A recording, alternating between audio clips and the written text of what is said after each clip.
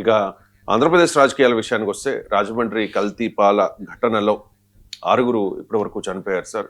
చాలా మంది పరిస్థితి విషమంగా ఉంది. వారందరూ కూడా హాస్పిటల్లో చికిత్స పొందుతూ ఉన్నారు. ఇక శ్రీకాకుళంలో డయేరియా ప్రబలిన ఘటనలో కొందరు చనిపోయారు. ఆ నెంబర్ మీద ఇంకా క్లారిటీ లేదు. కానీ చాలా మంది ఆసుపత్రిలో చికిత్స పొందుతున్న పరిస్థితి. ఇలాంటి సందర్భంలో ప్రతిపక్షం ఖచ్చితంగా ఇది ప్రభుత్వ వైఫల్యము అని ఆరోపిస్తుంది. అలాగే ప్రభుత్వమే బాధ్యత వహించాలి అని చెప్పి డిమాండ్ చేస్తుంది కూడా. అండ్ ఇంకొకటి సార్, ఈ సత్యకుమార్ భారతీయ జనతా పార్టీ నేత, ఆయన బీజేపీ ఎమ్మెల్యే, మంత్రిగా ఉన్న ఏకైక బీజేపీ లీడర్ చంద్రబాబు క్యాబినెట్లో. ఇప్పుడు సత్యకుమార్ విషయంలో మాత్రం వైఎస్ఆర్ కాంగ్రెస్ పార్టీ ఒక్క ఆరోపణ కూడా చేయటం లేదు సార్. ఇది చంద్రబాబు సర్కార్ బాధ్యత రాహిత్యము, నిర్లక్ష్యము అని చెప్తోంది తప్ప సత్యకుమార్ని ఒక్క మాట అనడం లేదు. కారణం ఏంటి? కారణం అందరికి తెలిసిందే కదా. బీజేపీని శత్రువుగా వైఎస్ఆర్ కాంగ్రెస్ ఎప్పుడు చూడలేదు. మీకు 11 yearsలో టీడీపీ బీజేపీ పోటీ, టీడీపీ వైసీపీ పోటీ పడి బీజేపీకి మద్దతు ఇచ్చాయి. ఒక చిన్న బ్రేక్ పీరియడ్ ఏంటంటే 2019 ఎలక్షన్స్కి ముందు మోడీ ఓడిపోతాడు, బీజేపీ దేశంలో అధికారానికి రాదు అని భావించి చంద్రబాబు నాయుడు ఎన్డీఏ నుంచి బయటికి వచ్చి ఒక ఏడాది పాటు ధర్మ పోరాటం జరిపాడు. అంత కోట్ అండ్ కోట్ ధర్మ పోరాటం. ఆ సమయంలో వైసీపీ కూడా ప్రత్యేక హోదాను ఉపయోగించుకోవడానికి అవిశ్వాస తీర్మానం పెట్టారు. కానీ ఆ సందర్భం కూడా బీజేపీని అటాక్ చేయాలి. అవిశ్వాస తీర్మానంలో ప్రత్యేక హోదా అనే అంశం పైన పెట్టారు అంతే. సో అందువల్ల మీకు president election, vice president election, కీలకమైన బిల్లులు అన్నిట్లో టీడీపీ వైసీపీ ఒకే వైఖరి. ఢిల్లీలో మీకు ఆంధ్రలో కొట్టుకుంటారు కానీ ఢిల్లీలో కలిసే ఉంటారు. మీకు 2019-24 మధ్య కాలంలో జగన్మోహన్ రెడ్డి ముఖ్యమంత్రిగా ఉన్న సమయంలో మీకు గుర్తుండే ఉంటుంది, పెట్రోల్ డీజిల్ ఛార్జీలు పెరిగినా కూడా మోడీ ప్రభుత్వాన్ని చంద్రబాబు అడిగేవాడు కాదు, జగన్ని అడిగేవాడు. మన రాష్ట్రంలో ఎందుకని పెట్రోల్ డీజిల్ ఛార్జీలు పెంచారు, అందరికీ తెలుసు పెట్రోల్ డీజిల్ పైన సెంట్రల్ ట్యాక్సెస్ అని, అయినా కూడా అడిగేవాళ్ళు. ఎందుకు మోడీని అడగడం ఇష్టం లేదు కనుక.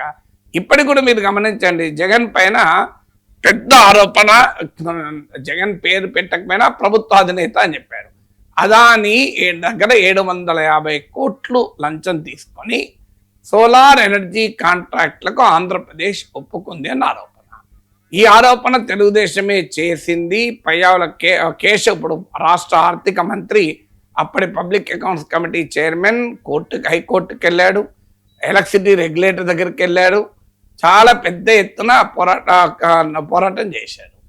ఆఖరికి America justice department, America security exchange commission కూడా మీకు అమెరికన్ కోర్టులో కేసు వేశారు.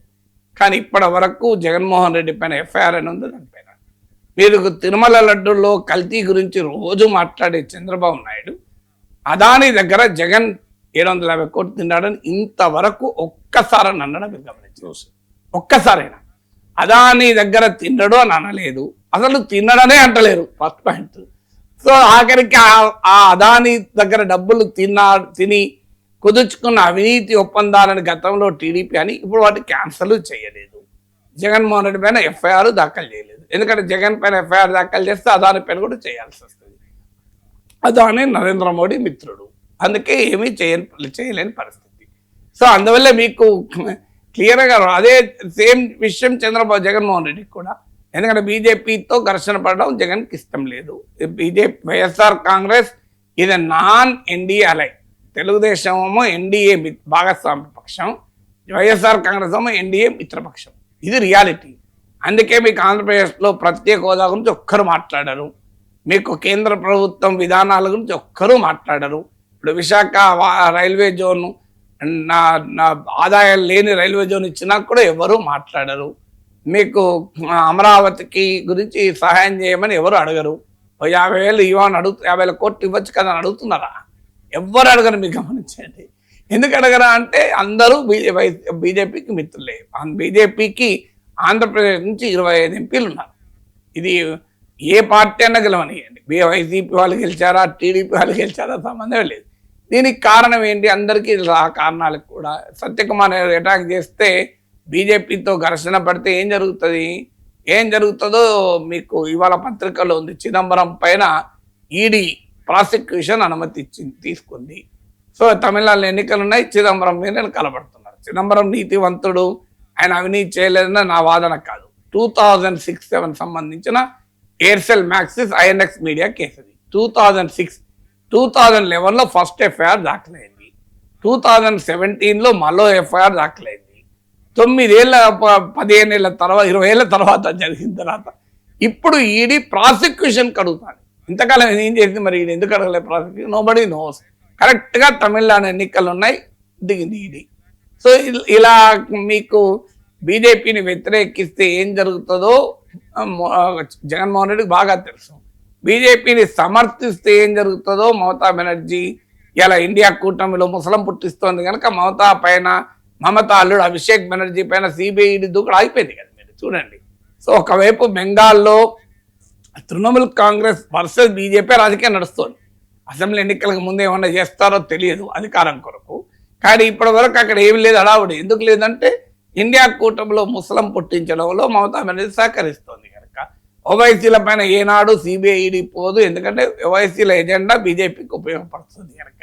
హేమంత్ బిశ్వాస్ శర్మ కాంగ్రెస్లో ఉంటే సిబిఐ కేసులు ఉంటాయి, ఇప్పుడు ఏ కేసు ఉండదు కనుక. అశోక్ చౌహాన్ అవినీతి పరుడు అని చెప్పి పార్లమెంటుకే నివేదిక కేంద్ర ప్రభుత్వం ఇచ్చి 10 రోజుల తర్వాత అదే అశోక్ చౌహాన్ బీజేపీలో చేర్చుకొని రాజ్యసభ సీట్ ఇచ్చి పార్టీ ప్రధాన క్యాంపెయినర్ చేసింది. ఇవన్నీ చూసిన జగన్మోహన్ రెడ్డికి బీజేపీతో పెట్టుకుంటే ఎట్లా ఆల్రెడీ ఈడీ కేసులు సిబిఐ కేసులు ఉన్నాయి. 11 ఏళ్ల తర్వాత కూడా తెలుగుదేశం చంద్రబాబు నాయుడు ఎంత ప్రయత్నించినా కూడా జగన్మోహన్ రెడ్డి పైన ఉన్న సిబిఐడి కేసులు 1 ఇంచు కూడా ముందుకు ఎందుకు జరగడం లేదు? ఇది సరిపోతుందా? నిజంగానే చంద్రబాబు నాయుడుకి అవకాశం వస్తే సెంట్రల్ ఏజెన్సీ భరతం పట్టాలని కోరుకుంటారు కదా. అదెందుకు వివేక హత్య కేసు సిబిఐకి అప్పచెప్పారు. సో ఏమైనా అడగన ఇంచన్న ముందుకేస్తుందా? అంతర్వేది రతన్ దగ్ధం కేసు సిబిఐకి అప్పచెప్పారు, 1 ఇంచైనా ముందుకేస్తుందా? మీకు చూడండి. సో వివేక హత్య కేసులో గుండెపోటుకు గొడ్డలిపెట్టుకు గుండెపోటుకు మధ్య ఏం జరిగింది అని చర్చ నడుతున్నా వివేక హత్య కేసులో ఎవరికి ఎందుకు శిక్షలు పడతలేవు? ఈ ప్రభుత్వం వచ్చి కూడా 1.5 years అయినా కూడా ఎందుకు మరి కేసు వివేక హత్య కేసు కొలిక్కి రావడం లేదు? సో మీకు ఇవి ఏవి రావు కూడా. చూడండి, వైఎస్ఆర్ కాంగ్రెస్ బీజేపీల మధ్య అప్రకటిత స్నేహం ఉన్నంత కాలం ఇవి ఏవి బయటకు రావు. ఇంతవరకు 11 ఏళ్ళుగా కోర్టుకు పోకపోయినా బెయిల్ రద్దుకు సిబిఐ ఈడీ ఎందుకు అడగదు? బెయిల్ పైన ఎలా ఉండగలుగుతున్నాడు జగన్ అధికారంలో ఉన్నా లేకపోయినా? ఇదంతా మోడీ అమిత్ షాలు చలవలేకుండా సాధ్యమా? ఇది అందరికీ తెలిసింది.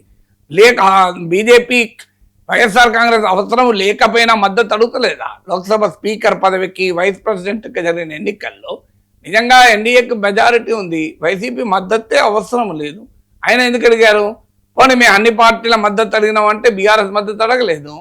బీఆర్ఎస్ మద్దతుతో అడగకుండా బీఆర్ఎస్కు లోక్సభలో అంటే మెంబర్స్ లేరు, ఓకే. వైస్ ప్రెసిడెంట్కి ఉన్నారు కదా బీఆర్ఎస్ రాజ్యసభ సభ్యులు, మరి వైస్ ప్రెసిడెంట్కు బీఆర్ఎస్ ఎందుకు బీజేపీ అడగలేదు? వైఎస్ఆర్ కాంగ్రెస్ ఎందుకు అడిగింది? అవసరం ఉంటే ఇద్దరిని అడగాలి, అవసరం లేకపోతే ఇద్దరిని అడగద్దు. అవసరం లేకపోయినా వైఎస్ఆర్ కాంగ్రెస్ అడిగింది, బీఆర్ఎస్ని అడగలే అంటే అర్థం ఏంటి? బీఆర్ఎస్ను ప్రత్యర్థిగా చూస్తున్నారు, వైఎస్ఆర్ కాంగ్రెస్ ప్రత్యర్థిగా చూడడం లేదు అనేది క్లియర్ కేసు కదా. సో అందుకే కదా ఇప్పుడు ఈ మధ్య చంద్రబాబు నాయుడు బీజేపీని కోరాడు లడ్డూ విషయంలో క్రియాశీలకంగా ఉండండి అని. అంటే జగన్మోహన్ రెడ్డి పైన టీడీపీ జరుపుతున్న మెయిన్ వార్లోనే బీజేపీ క్రియాశీలకంగా లేదు. అదే కదా ఇప్పుడు చంద్రబాబు నాయుడు ఆవేదన కూడా, మీరు క్రియాశీలకంగా ఉండాలి అని మేము తిట్టినట్టే మీరు జగన్ తిట్టాలంటే వాళ్ళు తిడతలేరు. వాళ్ళు జగన్మోహన్ రెడ్డిని శత్రువుగా చూడడమే లేదు. ఎందుకంటే ఎప్పుడు చంద్రబాబు నాయుడు మళ్ళీ ధర్మ పోరాటాలు చేస్తారో వాళ్ళకి అనుమానం. బీజేపీకి మోడీకి డౌట్ ఏంటంటే చంద్రబాబు నాయుడు మా అవసరానికి అనుగుణంగా మారుతాడు. గతంలో బీజేపీతో కార్గిల్ వార్ తర్వాత కలిశాడు, తర్వాత గుజరాత్ అల్లర్లప్పుడు హడావుడి చేశాడు, తర్వాత మాది చారిత్రక తప్పిదం, మాది సెక్యులర్ పార్టీ, కమ్యూనల్ పార్టీస్ అయిన బీజేపీతో మేమెట్ట కలుస్తాం, మీ జీవితంలో కలవమన్నాడు. మళ్ళీ 2014లో కలిశాడు, 2018లో మళ్ళీ ధర్మ పోరాటం, భార్యకే న్యాయం చేయలేని వాడు దేశానికి ఏం న్యాయం చేస్తాడని ఇష్టం వచ్చినట్టుగా మోడీ పైన అటాక్, అమిత్ షా పైన కార్ల పైన రాళ్ళు, మోడీకి నల్ల జెండాలు చూపెట్టారు తెలుగుదేశం. తర్వాత మళ్ళీ వెంటనే మోడీ మించిన లేడు ప్రపంచంలో, మోడీయే గొప్ప నాయకుడు. అసలు మోడీ అంటే అసలు మామూలు విషయం కాదని రోజు బీజేపీ ముఖ్యమంత్రిగా ఎక్కువ పొగుడుతున్నాడు. ఇదంతా తెలిసిన బీజేపీకి మోడీకి చంద్రబాబు మీద నమ్మకంతో జగన్తో పెట్టుకుంటారా? ఏమో రేపు జగన్ అవసరం ఉంటుందేమో, నష్టమే ఉన్నది. చంద్రబాబు కన్సిస్టెన్సీ మీద వాళ్ళ నమ్మకం లేదు. రేపు మళ్ళీ వైసీపీకి ఎంపీ సీట్లు వస్తే ఎట్లా? అందువల్ల ఎన్డీఏకు వైసీపీ కావాలి, టీడీపీ కావాలి. అందుకే ఇద్దరితో ఫ్రెండ్షిప్ చేస్తారు.